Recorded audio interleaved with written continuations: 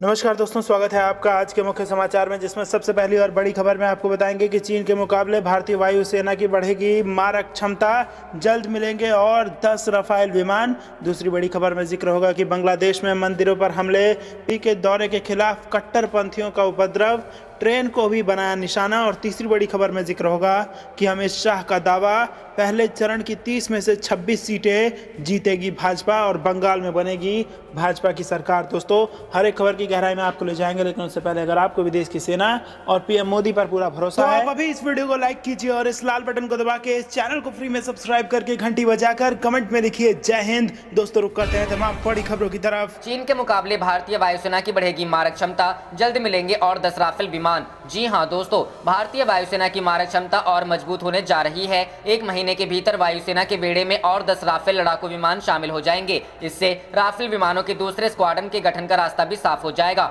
नए विमानों के आने से वायुसेना में राफेल की संख्या 21 हो जाएगी। इससे पहले वायुसेना के अंबाला बेस में 17 स्क्वाड्रन में 11 लड़ाकू विमान शामिल हो चुके हैं। सरकार से जुड़े वरिष्ठ सूत्रों ने एएनआई को बताया, 3 राफेल लड़ाकू विमान 2 से 3 दिन में फ्रांस से सीधे उड़ान भरकर भारत पहुंचेंगे, जिन्हें आसमान में ही मित्र वायुसेना द्वारा ईंधन दिया जाएगा। इसके बाद अगले महीने के दूसरे पखवाड़े में 7 से 8 लड़ाकू विमान और उनके ट्रेनर वर्जन मिलेंगे। इसके साथ ही हमारी मारक क्षमता और बढ़ जाएगी। सूत्रों ने बताया कि फ्रांस से ये सारे विमान अंबाला एयरबेस पर पहुंचेंगे। वहां से इनमें से कुछ को हाशीमारा भेजा जाएगा, जहां राफेल लड़ाकू विमानों के दूसरे स्क्वाड्रन के गठन की प्रक्रिया पहले ही शुरू की जा चुकी है। बता दें कि एक स्क्वाड्रन में 15 से 18 विमान होते हैं। हाशीमारा वायुसेना स्टेशन बंगाल के अलीपुरद्वार जिले में भारत भूटान सीमा के करीब है। भारत ने 2016 में फ्रांस के दासो एविएशन के साथ 36 राफेल लड़ाकू विमान खरीदने का सौदा किया था। इस साल अप्रैल के आखिर तक इनमें से 50% विमान भारत आ जाएंगे। वायुसेना के ऑपरेशंस के लिए हाशीमारा एक सामरिक बेस है, क्योंकि यह भूटान और चुम्बी घाटी के नजदीक है। चुम्बी घाटी में ही भारत, भूटान और चीन के बीच का ट्राई जंक्शन और डोकलाम स्थित है, जहां 2017 में चीन की सेना के साथ काफी लंबा गतिरोध चला था। उक्त ट्राई जंक्शन तीनों ही देशों के लिए चिंता का सबब। रुख करते हैं अगली खबर की तरफ। बांग्लादेश में मंदिरों पर हमले, पीएम मोदी के दौरे के खिलाफ कट्टरपंथियों का उपद्रव, ट्रेन को भी बनाया निशाना। जी हाँ दोस्तों, भारतीय प्रधानमंत्री नरेंद्र मोदी के जाने के एक दिन बाद बांग्लादेश में हिंसा भड़क उठी। कट्टरपंथियों ने हिंदू मंदिरों सहित पूर्वी बांग्लादेश में एक ट्रेन पर हमला कर दिया। हिंसा की विभिन्न घटनाओं में लगभग 2 दर्जन लोग घायल हुए हैं। दरअसल पीएम मोदी बांग्लादेश की 50वीं वर्षगांठ पर आयोजित समारोह में हिस्सा लेने शुक्रवार को ढाका पहुंचे थे। वह सद्भावना के तौर पर अपने साथ 12 लाख कोरोना वैक्सीन भी ले गए थे, लेकिन कट्टरपंथी इस्लामिक संगठन उनकी यात्रा का विरोध कर रहे थे। विरोध प्रदर्शनों पर पुलिस द्वारा की गई कार्रवाई में अब तक 10 कट्टरपंथियों की मौत हो चुकी है। पुलिसिया कार्रवाई के विरोध में रविवार को हिफाजत-ए इस्लाम नामक संगठन से जुड़े कट्टरपंथियों ने पूर्वी जिले ब्राह्मणबरिया में एक ट्रेन पर हमला कर दिया। इसमें 10 लोग घायल हुए हैं। एक पुलिस अधिकारी ने कहा, हमलावरों ने न केवल ट्रेन पर हमला किया बल्कि उसके इंजन रूम सहित सभी कोच को क्षतिग्रस्त कर दिया। ब्राह्मणबरिया में ही रहने वाले पत्रकार जावेद रहीम ने कहा कि जिला जल रहा है। विभिन्न सरकारी ऑफिसों को आग के हवाले करने के साथ ही उपद्रवियों ने प्रेस क्लब तक को नहीं बख्शा है। कई हिंदू मंदिरों पर भी हमला किया गया है। कट्टरपंथियों ने देश के पश्चिमी जिले राजशाही में भी 2 बसों को आग के हवाले कर दिया। ढाका के नजदीक नारायणगंज में प्रदर्शनकारी रेत के जरिए रास्ता रोकने की कोशिश की, तो जवाब में पुलिस ने रबर की गोली और आंसू गैस के गोले दागे, जिसमें 1 दर्जन लोग जख्मी हुए हैं। हिफाजत इस्लाम के नेता अजीजुल हक शनिवार को चटगांव में आयोजित एक रैली में कहा कि शांतिपूर्ण प्रदर्शन कर रहे लोगों पर पुलिस ने गोलियां चलाई है। हम अपने भाइयों का खून व्यर्थ नहीं जाने देंगे। रुख करते हैं अगली खबर की तरफ। अमित शाह का दावा, पहले चरण की 30 में से 26 सीटें जीतेंगे, बंगाल में बनेगी बीजेपी की सरकार। जी हां दोस्तों, केंद्रीय गृह मंत्री अमित शाह ने पहले चरण के मतदान के बाद पश्चिम बंगाल और असम में बीजेपी के जीत हासिल करने का भरोसा जताया है। उन्होंने पहले चरण में बंगाल की 30 सीटों में से 26 से ज्यादा सीटों पर जीत हासिल करने का दावा किया। अमित शाह ने रविवार को कहा कि कल असम और बंगाल में 2 चरण का मतदान पूरा हुआ है। मैं बीजेपी की ओर से पार्टी अध्यक्ष और प्रधानमंत्री नरेंद्र मोदी की तरफ से प्रथम चरण के मतदान के लिए दोनों राज्यों की जनता का धन्यवाद करता हूं। अमित शाह ने दोनों राज्यों में बीजेपी की जीत हासिल करने का दावा किया। नई दिल्ली में आयोजित प्रेस कॉन्फ्रेंस में अमित शाह ने कहा कि पश्चिम बंगाल में 84% से ज्यादा वोटिंग और असम में 79% से ज्यादा मतदान होना बताता है कि जनता में भारी उत्साह है। असम कुछ वर्षों पहले और बंगाल भी पहले चुनावी हिंसा के लिए जाना जाता था। इस बार दोनों जगह मतदान शांतिपूर्ण हुआ है। किसी भी व्यक्ति की जान कहीं भी नहीं गई है। ये दोनों राज्यों के लिए शुभ संकेत है। बीजेपी के पूर्व अध्यक्ष अमित शाह ने कहा कि पहले चरण में बंगाल में 30 में से 26 सीटों से ज्यादा पर बीजेपी जीत रही है। प्रचंड बहुमत के साथ सीटें जीत रही है। हमारी सीटें भी बढ़ रही है और जीत का अंतर भी बढ़ रहा है। असम में 47 में से 37 सीटों से ज्यादा पर बीजेपी जीतेगी, इसके साफ संकेत मिल रहे हैं। अमित शाह ने कहा, मैं मानता हूं कि बंगाल में प्रथम चरण में 26 सीटों से जो शुरुआत हुई है, हमारे लक्ष्य 200 पार को सिद्ध करने में हमें बड़ी सरलता रहेगी। बीजेपी 200 से ज्यादा सीटों के साथ बंगाल में सरकार बनाएगी, इसका मुझे और सभी कार्यकर्ताओं को पूरा विश्वास है। गृह मंत्री ने कहा कि बंगाल में जिस प्रकार का घोर निराशा और हताशा का माहौल था, 27 साल के कम्युनिस्ट शासन के बाद बंगाल के लोगों को आशा थी कि दीदी एक नई शुरुआत लेकर आएगी, मगर दल का चिन्ह और नाम बदल गया, लेकिन बंगाल वही का वही रहा, बल्कि और गिरावट आई। मैं चुनाव आयोग को बधाई देता हूं कि बंगाल में चुनाव आयोग को शांतिपूर्ण मतदान कराने में उन्हें सफलता मिली है। ये कई वर्षों के बाद हो रहा है कि बिना किसी की मृत्यु के, बम धमाकों के बिना, दोबारा मतदान कराए बिना मतदान प्रक्रिया पूरी हुई है। रुख करते हैं अगली खबर की तरफ। भाजपा एनसीपी मिले तो महाराष्ट्र में गिर सकती है सरकार, अमित शाह एवं शरद पवार की मुलाकात ने दिए कई संकेत। जी हां दोस्तों, केंद्रीय गृह मंत्री अमित शाह एवं राष्ट्रवादी कांग्रेस पार्टी के सुप्रीमो शरद पवार तथा राकांपा के ही एक और दिग्गज नेता प्रफुल्ल पटेल की अहमदाबाद में हुई मुलाकात से राजनीतिक सरगर्मियां तेज हो गई हैं। होली पर्व के एक दिन पहले देश की राजनीति के दो दिग्गज बड़े नेताओं की गुप्त मुलाकात, उद्योगपति मुकेश अंबानी की बिल्डिंग एंटीलिया के बाहर विस्फोटक से भरी कार बरामद होने के बाद से देश की राजनीति में उबाल आया हुआ है। इसके अलावा महाराष्ट्र में चल रही महाराष्ट्र विकास आघाड़ी गठबंधन को लेकर भी कई तरह की अटकलें चल रही हैं। इस बीच अहमदाबाद में अमित शाह तथा शरद पवार की मुलाकात ने प्रदेश की राजनीति में भविष्य में उथल-पुथल की संभावनाओं को जन्म दे दिया है। महाराष्ट्र में हाल ही कई बड़े मामलों में नेशनल इन्वेस्टिगेशन एजेंसी के अलावा कई केंद्रीय एजेंसियां भी सक्रिय हैं। इसके अलावा भाजपा के नेता एनसीपी नेताओं को साध कर एक बार फिर महाराष्ट्र की सत्ता पर काबिज होना चाहते हैं। इसी संदर्भ में इन दिग्गज नेताओं की मुलाकात को भी देखा जा रहा है। शरद पवार राजस्थान के जयपुर में किसी कार्यक्रम में शिरकत करने गए थे, वहां से एक दिन पहले ही अहमदाबाद पहुंचे देर शाम केंद्रीय गृह मंत्री अमित शाह का भी अहमदाबाद में आगमन हुआ तथा बताया जा रहा है कि देश के एक नामी उद्योगपति के रिहायशी इलाके में इन नेताओं की मुलाकात हुई। एनसीपी के कर्ता धर्ता एवं पूर्व केंद्रीय मंत्री प्रफुल्ल पटेल की मौजूदगी इस बात की भी पुष्टि करती है कि भाजपा एवं एनसीपी नेता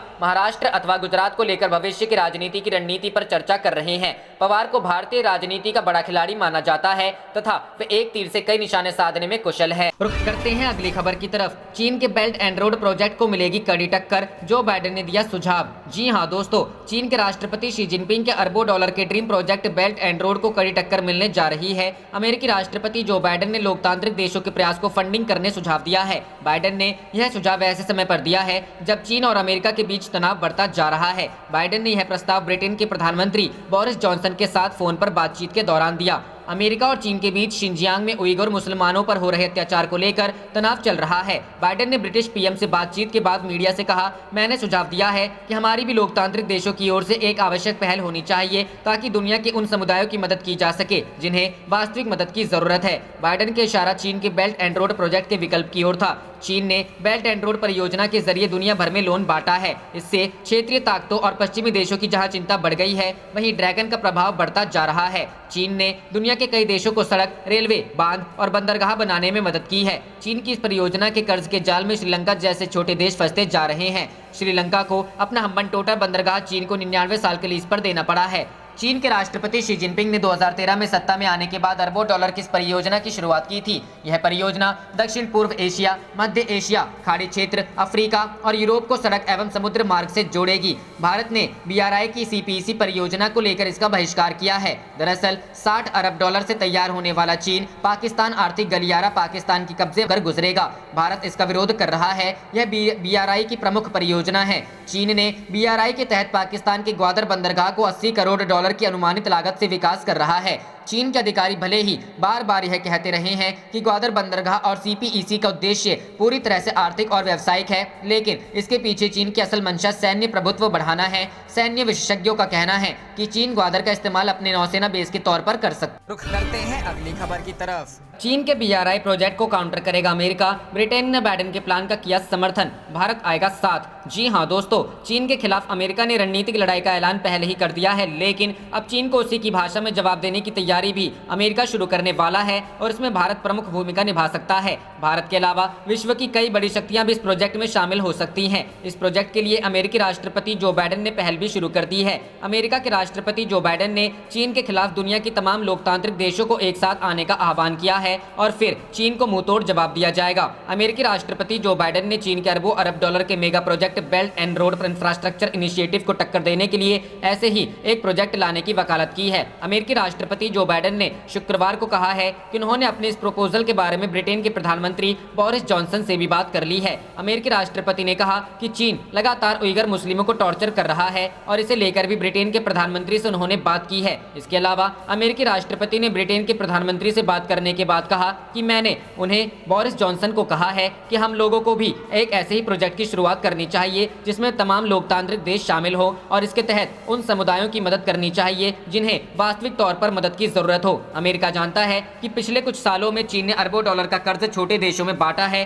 और इंफ्रास्ट्रक्चर के विकास के नाम पर छोटे देशों पर काफी ज्यादा प्रभाव बनाने में कामयाब रहा है, जो क्षेत्रीय शक्तियों के अलावा वेस्टर्न नेशंस को भी खतरा है। चीन ने पिछले कुछ सालों में मदद के नाम पर छोटे देशों में विकास के कई काम किए हैं, जैसे रेलवे का निर्माण, बांधों का निर्माण और बंदरगाहों के निर्माण कराए हैं। विकास के नाम पर शी जिनपिंग ने छोटे देशों को अरबों डॉलर का कर्ज दिया है, जिसे चुकाना अब उन छोटे देशों के लिए नामुमकिन है। हालांकि इसी मदद ने चीनी बैंकों की स्थिति भी खराब कर दी है और पिछले महीने आई एक रिपोर्ट के मुताबिक चीन का BRI प्रोजेक्ट फिलहाल फंस गया है। अमेरिका और ब्रिटेन जल्द से जल्द चीन को सख्त जवाब देने के लिए कार्य योजना पर काम कर रहे हैं। माना जा रहा है कि अमेरिका और ब्रिटेन चीन के शिनजियांग में उइगर मुस्लिमों के साथ अत्याचार को लेकर कार्रवाई करने को लेकर एकमत है। वहीं यूरोपीय यूनियन, ब्रिटेन, कनाडा और अमेरिका ने शिनजियांग प्रांत के कई अधिकारियों पर प्रतिबंध लगा दिया है। इन अधिकारियों पर शिनजियांग प्रांत में उइगर मुस्लिमों को प्रताड़ित करने के आरोप हैं। वहीं चीन ने शिनजियांग मामले को चीन का आंतरिक मामला बताया है और कई दखलंदाजी के आरोप में कई ब्रिटिश अधिकारियों के ऊपर प्रतिबंध लगा दिया है। चीन ने कहा है कि ये ब्रिटिश अधिकारी चीन के खिलाफ बदनाम करने वाले और गलत जानकारियां फैला रहे थे। वहीं चीन लगातार छोटे देशों को धमकी भी दे रहा है, लिहाजा अमेरिका चाहता है कि दुनिया के लोकतांत्रिक देश मिलकर क्यों न एक ऐसे महाप्रोजेक्ट पर काम करें जिससे चीन को सीधे तौर पर रोका जा सके। माना जा रहा है कि अगर अमेरिका ऐसा प्रोजेक्ट लॉन्च करता है तो उसमें भारत अहम भूमिका निभा। रुख करते हैं अगली खबर की तरफ। होली पर कोरोना की डरावनी रिकॉर्ड रफ्तार, 24 घंटे में 300 से ज्यादा मौतें, मिले 62,714 नए मरीज। जी हां दोस्तों, भारत में कोरोना वायरस की रफ्तार अब डरावनी होती जा रही है। इस साल में पहली बार कोरोना ने 24 घंटे में रिकॉर्ड बनाया है। कोरोना के चलते जान गंवाने वालों की संख्या इस साल में पहली बार 300 से ज्यादा हो गई है। शनिवार को 312 मरीजों की मौत हुई, जो 24 दिसंबर 2020 के बाद से सर्वाधिक मौत की संख्या है। वहीं पिछले 24 घंटों में कोरोना के 62,500 से ज्यादा नए केस दर्ज किए गए हैं, जो पिछले 163 दिन में सबसे ज्यादा हैं। भारत में पिछले 24 घंटे में कोविड-19 के कुल 62,714 नए मामले मिले हैं। 28,739 कोरोना से संक्रमित मरीज स्वस्थ हुए हैं, तो वहीं 312 मरीजों की मौत हो गई है।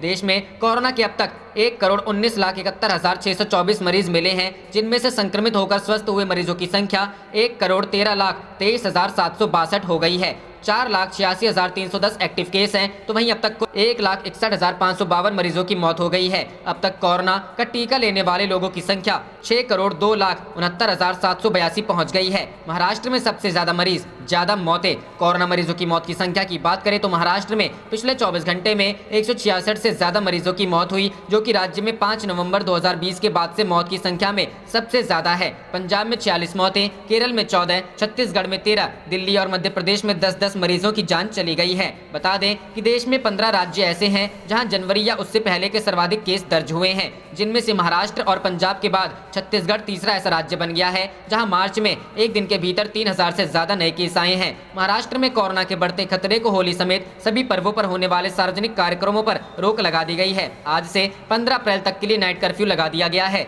इस दौरान मॉल, बार, रेस्टोरेंट, मल्टीप्लेक्स, उद्यान पार्क, सिंगल स्क्रीन थिएटर, समुद्री बीच और सार्वजनिक स्थल पूरी तरह से बंद रहेंगे। रुख करते हैं अगली खबर की तरफ। शिवसेना के मुखपत्र सामना में सवाल, सचिन वाजे वसूली कर रहा था और गृह मंत्री को जानकारी नहीं होगी। जी हां दोस्तों, महाराष्ट्र में निलंबित पुलिस अधिकारी सचिन वाजे को लेकर सियासी खींचतान जारी है। शिवसेना ने महाराष्ट्र के गृह मंत्री अनिल देशमुख पर लगे वसूली के आरोप को लेकर सवाल उठाए हैं। शिवसेना के मुखपत्र सामना में कहा गया है कि सचिन वाजे वसूली कर रहा था और राज्य के गृह मंत्री अनिल देशमुख को इसकी जानकारी नहीं थी। शिवसेना ने सामना में कहा है कि अनिल देशमुख ने कुछ सीनियर अफसरों से बेवजह पंगा लिया। गृह मंत्री को कम से कम बोलना चाहिए। बेवजह कैमरे के सामने जाना और जांच का आदेश जारी करना अच्छा नहीं है। 100 सुनार की एक लोहार की, ऐसा बर्ताव गृह मंत्री का होना चाहिए। पुलिस विभाग का नेतृत्व सिर्फ सैल्यूट लेने के लिए नहीं होता है, वह प्रखर नेतृत्व देने के लिए होता है। प्रखरता ईमानदारी से तैयार होती है, ये भूलने से कैसे चलेगा। असल में सामना में एंटीलिया और मनसुख हिरेन की हत्या मामले को लेकर महाराष्ट्र की महाविकास आघाड़ी सरकार के सामने खड़ी चुनौतियों को लेकर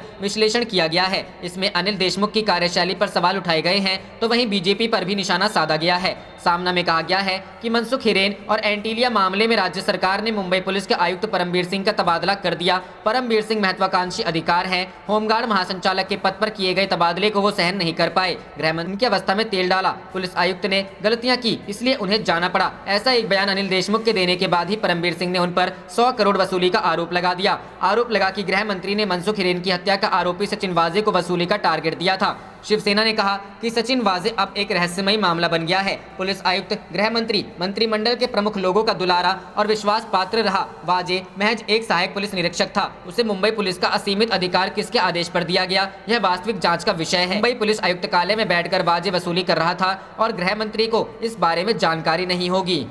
रुख करते हैं अगली खबर की तरफ। हमें आधुनिक खेती को अपनाना ही होगा। 10 पॉइंट में जाने मोदी ने मन की बात में क्या क्या कहा। जी हां दोस्तों, प्रधानमंत्री नरेंद्र मोदी ने आज मन की बात के जरिए राष्ट्र को संबोधित किया। पीएम मोदी के मन की बात का यह 75वीं संस्करण था, जिसमें पीएम मोदी ने कई अहम बातें कही हैं। पीएम मोदी ने कहा कि पिछले वर्ष ये मार्च का ही महीना था, देश ने पहली बार जनता कर्फ्यू शब्द सुना था। लेकिन इस महान देश की महान प्रजा की महाशक्ति का अनुभव देखिए। जनता कर्फ्यू पूरे विश्व के लिए एक अचरज बन गया था। अनुशासन का यह भूतपूर्व उदाहरण था। आने वाली पीढ़ी के जरूर गर्व करेंगी। नीचे पढ़े पीएम मोदी के मन की बात कार्यक्रम की अहम बातें।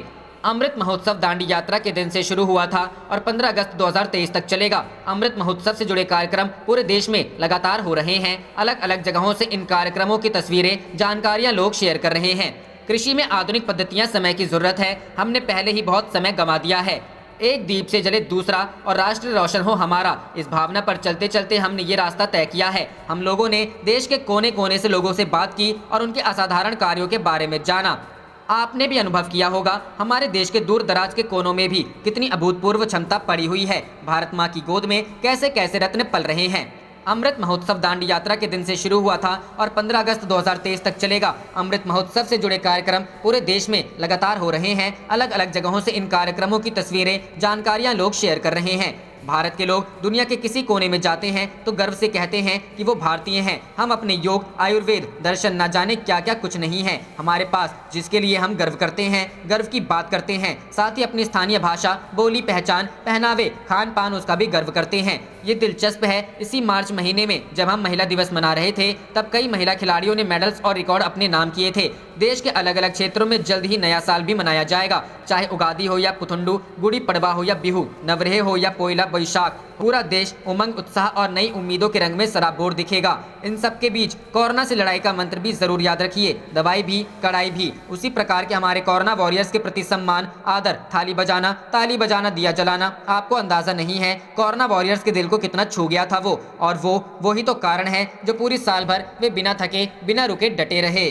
करते हैं अगली खबर की तरफ। मन की बात, पीएम मोदी ने जनता कर्फ्यू को किया याद। मन की बात कार्यक्रम की 10 बड़ी बातें। जी हां दोस्तों, प्रधानमंत्री नरेंद्र मोदी आज अपने मासिक रेडियो कार्यक्रम मन की बात कार्यक्रम के जरिए शवासियों को संबोधित करते हुए मन की बात के 75वें संस्करण पर लोगों को बधाई दी है। मन की बात कार्यक्रम की शुरुआत करते हुए पीएम मोदी ने कहा, मैं आपका बहुत बहुत धन्यवाद करता हूं कि आपने इतनी बारीक नजर से मन की बात को फॉलो किया है और आप जुड़ रहे हैं। ये मेरे लिए बहुत ही गर्व का विषय है, आनंद का विषय है। पीएम मोदी ने कहा, यह कल की तरह ही लगता है जब 2014 में हमने मन की बात नाम से इस यात्रा की शुरुआत की। मैं सभी श्रोताओं और उन लोगों को धन्यवाद देना चाहता हूं जिन्होंने कार्यक्रम के लिए इनपुट दिए हैं। पीएम मोदी ने कहा, आप देखिएगा, देखते ही देखते अमृत महोत्सव ऐसे कितने ही प्रेरणादायी अमृत बिंदुओं से भर जाएगा और फिर ऐसी अमृत धारा बहेगी जो हमें भारत की आज़ादी के 100 वर्ष तक प्रेरणा देगी, देश को नई ऊंचाइयों पर ले जाएगी, कुछ ना कुछ करने का जज्बा पैदा करेगी।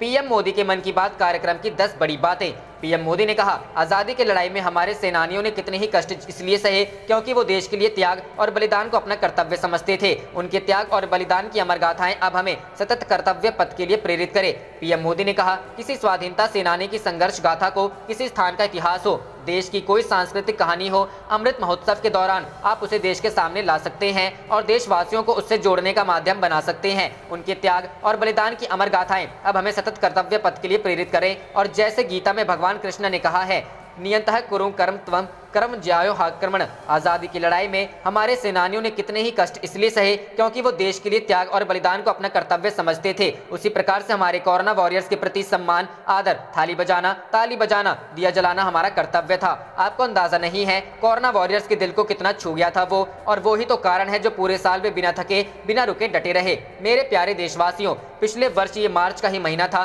देश ने पहली बार जनता कर्फ्यू शब्द सुना। महान देश की महान प्रजा की महाशक्ति का अनुभव देखिए। जनता कर्फ्यू पूरे विश्व के लिए एक अचरज बन गया था। पिछले साल इस समय सवाल था कि कोरोना की वैक्सीन कब तक आएगी। हम सबके लिए गर्व की बात है कि आज भारत दुनिया का सबसे बड़ा वैक्सीन प्रोग्राम चला रहा है। क्रिकेटर मिताली जी हाल ही में अंतर्राष्ट्रीय क्रिकेट में 10,000 रन बनाने वाली पहली भारतीय महिला क्रिकेटर बनी है। उनकी इस उपलब्धि पर बहुत बहुत बधाई। 2 दशकों से ज्यादा के करियर में मिताली राज जी ने हजारों लाखों को प्रेरित किया है। उनके कठोर परिश्रम और सफलता की कहानी न सिर्फ महिला क्रिकेटरों बल्कि पुरुष क्रिकेटरों के लिए भी एक प्रेरणा है। मैंने पर्यटन के विभिन्न पहलुओं पर अनेक बार बात की है, लेकिन आज हम लाइट हाउस की बात कर रहे हैं। ये पर्यटन के लिहाज से काफी अलग होते हैं। ये लाइट हाउस गुजरात के सुरेंद्र नगर जिले में जिंझुवाड़ा नाम के एक स्थान पर है। जानते हैं यह लाइट हाउस क्यों खास है? जहां पर ये लाइट हाउस है वहां से अब समुद्र तट 100 किलोमीटर से भी अधिक दूर है। आपको गांव में ऐसे पत्थर मिले जाएंगे जो यह बताते हैं कि यहाँ कभी एक व्यस्त बंदरगाह रहा होगा।